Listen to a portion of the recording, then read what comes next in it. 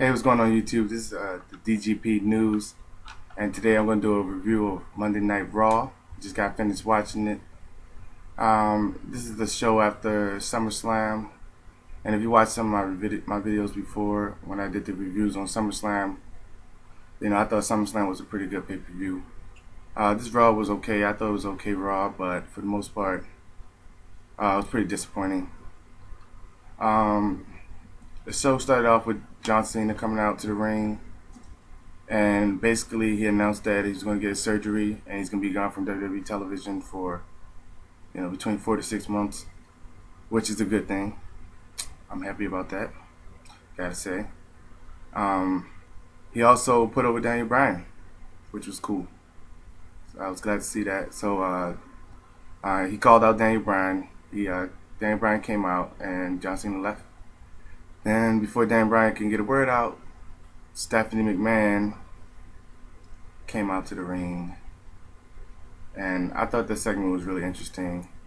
It was well done. I like how she played the sly, low-key type villain, and basically she said that she didn't think he was championship material, and Daniel Bryan and her kind of got into it because he realized she wasn't taking him serious. Stephanie said that Daniel Bryan wasn't an A+, he was a B+. Daniel Bryan basically said that Stephanie was trash, and that if you hang around trash long enough, you start to stink, referring to Triple H. So Daniel Bryan was obviously in a bad mood because he got screwed over at SummerSlam. But Stephanie, she took exception to it. So she called security and got Daniel Bryan escorted from the arena. Like I said, I thought it was a good segment, okay segment. I understand I've seen this segment done, hundreds and hundreds of times in WWE. So, it was what it was. I'm happy to see Daniel Bryan finally getting that push, that big push, main event push. So, for that, that was a good thing that came out of that segment. And then we had the first match of the night was Damien Sandow versus Cody Rhodes in the rematch from the SummerSlam match. The match was whatever. Cody Rhodes won the match, so that kind of leads me to believe that Cody Rhodes is gonna go after the, I don't know, world title, something. I don't know. Maybe they might try to do something with him. But I don't know. Maybe they'll have 6 more matches before Night of Champions. Cody Rhodes and Damien Sandow, and I guess we'll see what happens after that. Paul Heyman came out to the ring. He cut a promo. Of course, Paul Heyman, it was a good promo. He basically said that he could get CM Punk back to the title. It was an okay promo. They had some divas backstage. The Bella Twins came up to the Funkadactyls and said, that they were representing Total Divas and that they better, basically win. So after the commercial break, we had Cameron and Naomi tag teaming against Layla and AJ. And if you watch some of the videos that I put out, you might know that I'm a big fan of Total Divas and the Divas division, and I want more for the Divas division, and I'm hoping that the Total Divas can lead to that. But this match was garbage. It was horrible. It was short. It was a really short match. Basically, AJ dominated the Funkadactyls, and she tagged Layla in, and Layla got pinned as soon as she got in the ring. That's not what I want. What I'm saying? That's not what I'm looking for. For the Divas. I want them to let them have matches, give them time on Monday Night Raw. There's some things that I can get as Raw credit for, and some of those things I will get to here in a second. But one of the things I do want is for them to spend some time and try to focus on the Divas division and help it improve and make it a better division. So hopefully down the line we'll get some credible Divas and some credible Divas matches in the WWE again, and we'll see how things go, man. Dolph Ziggler,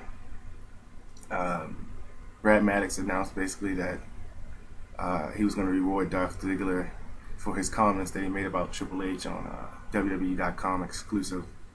I watched those videos. Dolph Ziggler and a couple other people, has things to say about what they thought about the Daniel Bryan situation, the Triple H screw job situation, and Dolph Ziggler basically didn't have, he didn't have anything good to say about Triple H. He said he never trusted him from the beginning.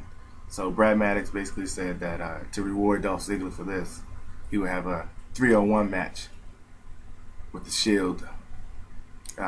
Yeah, definitely we're looking forward to that match. And for a Raw match, it definitely lived up to the hype. I know. What else can you expect? Dolph Ziggler is one of the best workers in the WWE. All three members of the Shield are some of the best workers in the WWE. So they went out there, they did their thing. Dolph went over really well in the match, put on a great performance as usual, and the Shield did as well. The Shield, Dolph Ziggler actually, got a lot of momentum going in this match, and it built up as for him to get the win, and then bam, Roman Reigns hit him with the spear. The Shield takes the win. They hit him with the tag team power bomb, and bam, that's it. And then Alberto Del Rio took on Sin Cara, and Sin Cara basically broke his leg when he was walking down to the ring.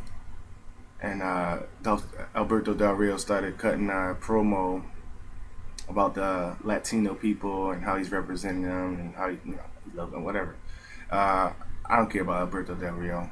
He sucks. He's lame. He's weak. He's not a credible champion. He's boring as hell. The promo was just garbage and waste of time. But one good thing did come out of it, and not what I'm about to say, but Ricardo Rodriguez walked out to the ring, and he basically said he had somebody that loved his people or whatever. I don't know. I didn't even care. But he introduced RVD, and RVD came out to the ring and basically just beat the hell out of Alberto Del Rio, and Alberto Del Rio retreated from the ring.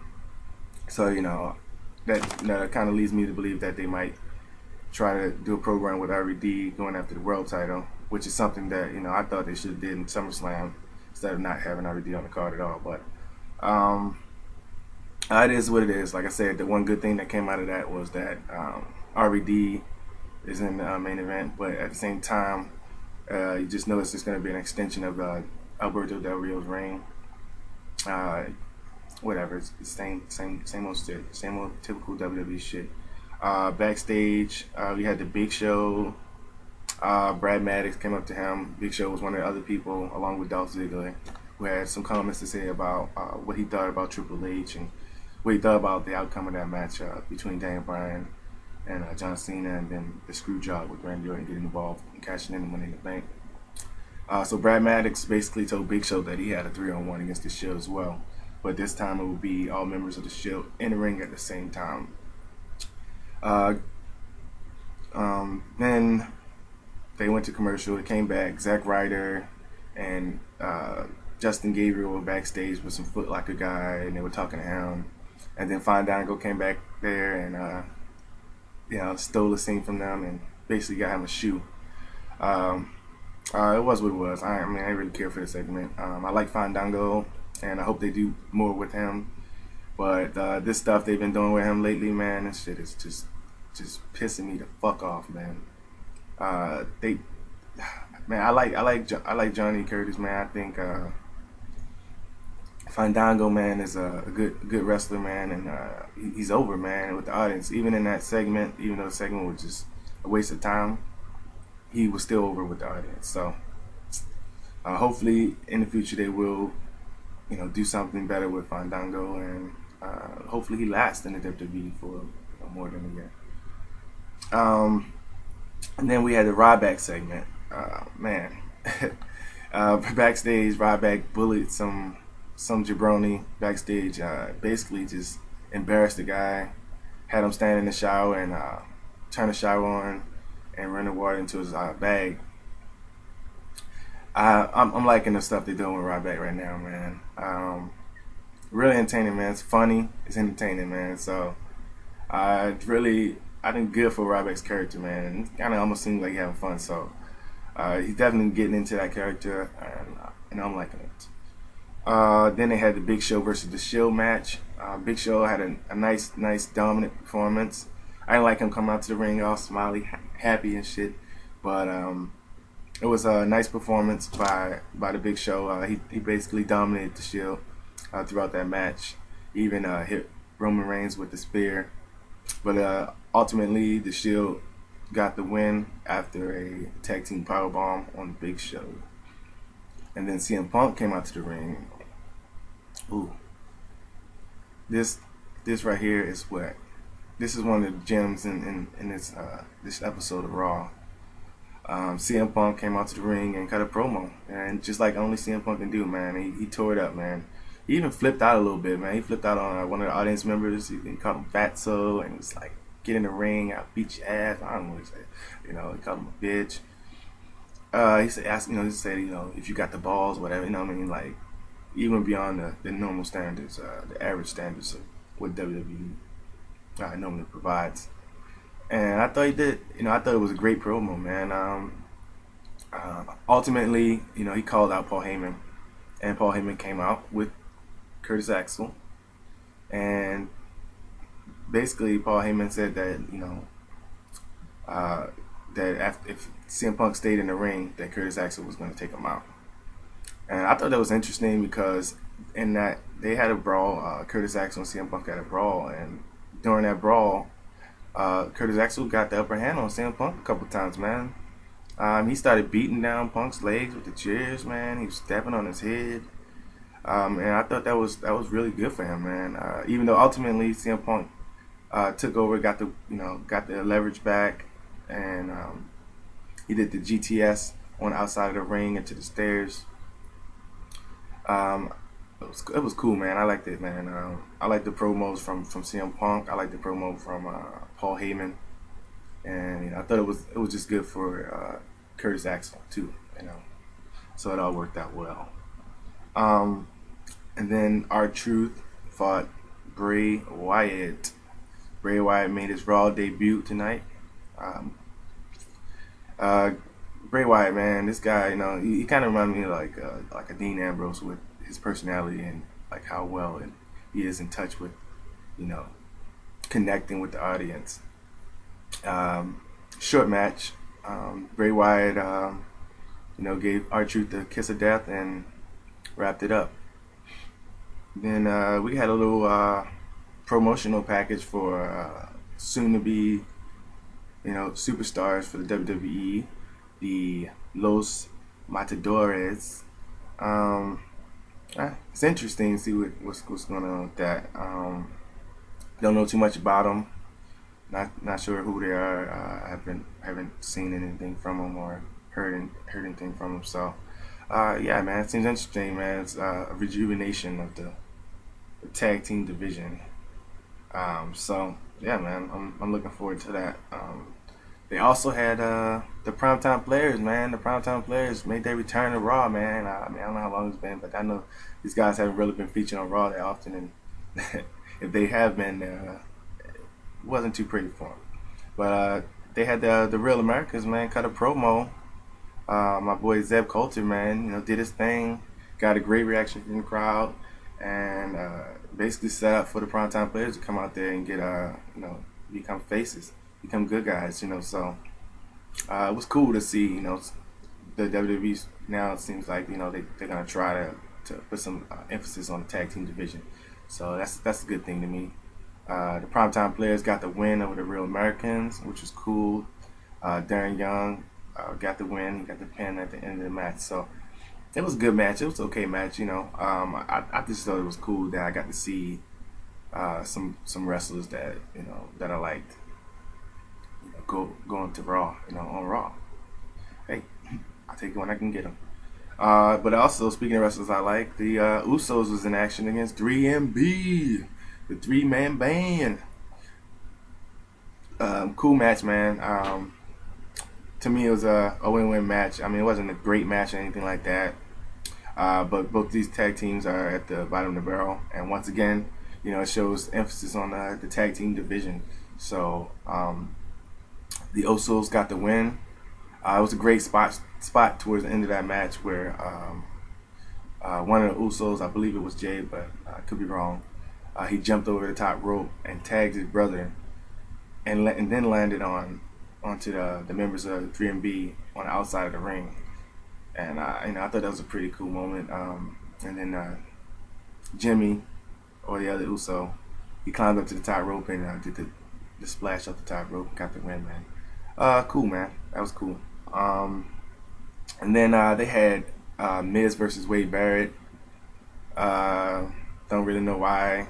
Actually, I don't even know who won that match. I don't even care. Brad Maddox confronted Stephanie backstage, and he said that Daniel Bryan was in the building. So he got kicked out of the building for the majority of the show, and so Brad Maddox, he just came back. He came to tell Stephanie that Daniel Bryan was back. He was here. He's here. Yes, he's here. And so that kind of led right into the Randy Orton coronation ceremony, aka the McMahon Corporation.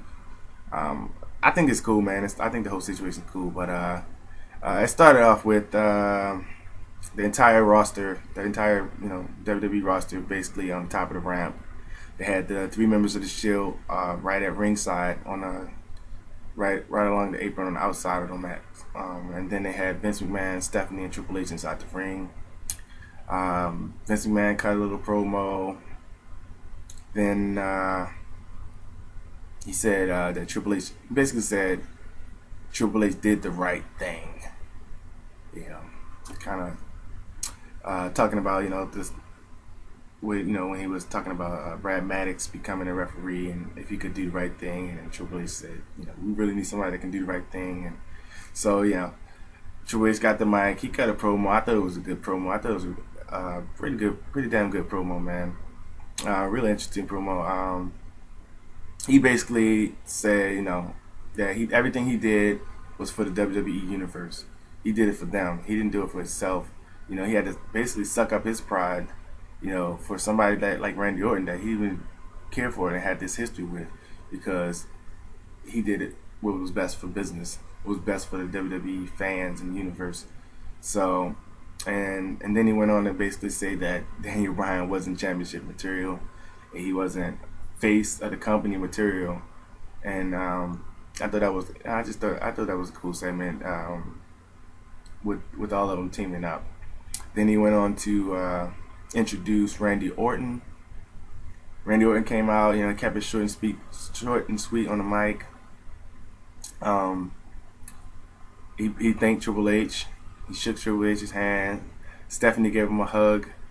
I liked it, man. I liked the McMahons and Randy Orton teaming up and trying to finally change his character, because most people would agree that Randy Orton's character has been pretty boring for the most part over the last 4 years.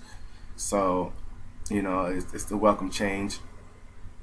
Triple H then proceeded to call Daniel Bryan out because he knew he was in the building. He got eyeballs all over the arena, and he tried to get the audience to it. After the Yes Chance started, he told them to play the music and everything. He told all the WWE superstars basically not to mess with Daniel Bryan and just to let him come up to the ring and let him get what he had to say off his chest or whatnot. And Daniel Bryan came out. As he made his way up to the ring, the Shield, they jumped him, man. They beat him down. Daniel Bryan kind of got the advantage back from them. He took all 3 of the members out, threw them into the stairs, kicked them in the head, did his Daniel Bryan thing, got the advantage back from the Shield. As he was about to come back in the ring, Triple H said, all right, well, come on then. Just come on in the ring. And Daniel Bryan went to go in the ring, and the Shield attacked him again. They started beating him down again, and they had the advantage that time. They took him down. Triple H started taunting him and saying, come on, get up. You're a tough guy. Come on, little man, blah, blah, blah, whatever. And, told him to get in the ring. Daniel Bryan got up, and, he made his way inside the ring. And as soon as he got in the ring, he got the RKO for Randy Orton. I thought it was an okay way to, do the first show. I don't know. It was okay, just okay. Like nothing like really amazed me. It just was good to to see Daniel Bryan in a prominent role and CM Punk and these younger guys get these opportunities on this episode of Raw. That really made me happy. And but beyond that, the show was just mediocre. Um, if I had to rate this show, I would probably give it a 2 out of 5. Um, yeah, man. So make sure you guys stay tuned, man. I'm gonna keep on doing these Monday Night Raw reviews. So make sure you check it out, subscribe, leave a comment, let me know what you think, and let's get it popping.